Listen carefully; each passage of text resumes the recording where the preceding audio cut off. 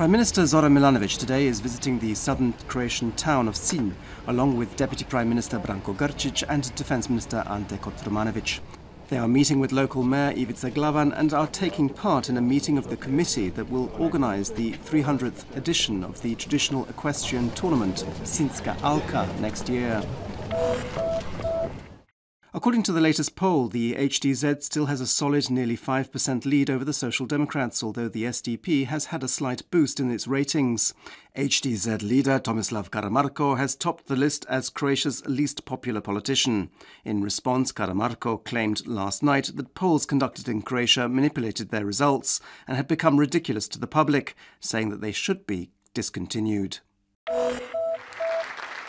The HDZ's General Secretary and former Deputy Police Chief Miljan Brkić has accused Prime Minister Milanovic of directly supervising police investigations through Interior Minister Ranko Ostojić. In a newspaper interview, Brkić claims that Milanovic met with two highly placed officials from the state's anti-corruption agency USKOK's police branch shortly before the recent arrest of Zagreb Mayor Milan Bandic and the launching of the so-called Agram police operation. President Ivo Josipovic is visiting Vukovar today. He will place wreaths and light candles at the place where Croatian General Blago Zadro was killed, as well as at the Memorial Cemetery and at Ovčara. He will also give a presentation on Croatia's foreign and security policy.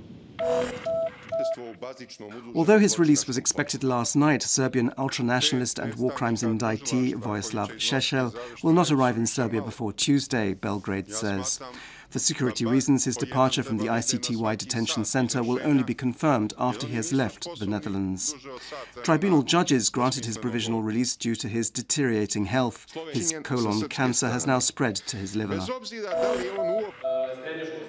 In cultural news, Vukovar's Cinema Club is hosting this year's review of Croatian filmmaking. This annual event is an opportunity to see the best amateur filmmaking in Croatia. 119 films were submitted, most of which are documentaries. 25 have been chosen to be screened. The review ends tomorrow. Sport and Zagreb basketball team Cedevita have returned from their important victory in Israel over reigning European champions Maccabi in the Euro League. The score was 83-73. Their next game is against Berlin's Alba in a week's time.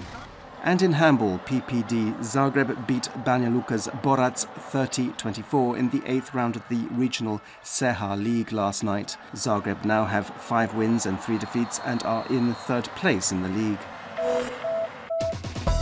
This afternoon's forecast calls for mainly cloudy weather in most regions with occasional rain. The most rainfall is expected on the northern Adriatic coast, where there could also be thunderstorms in places.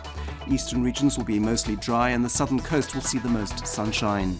Winds inland will be light to moderate northerly and northeasterly. On the coast there'll be a light to moderate southeasterly Yugo wind, which will gradually turn to an easterly and northeasterly Bura wind, especially on the northern coast. Temperatures on the whole will be between 14 and 19 degrees Celsius, a little higher in the south and a little colder in the northwest of the country.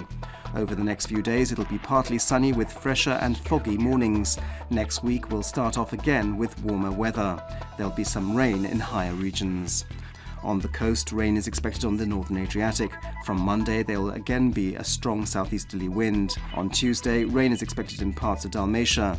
Temperatures will remain pretty much the same.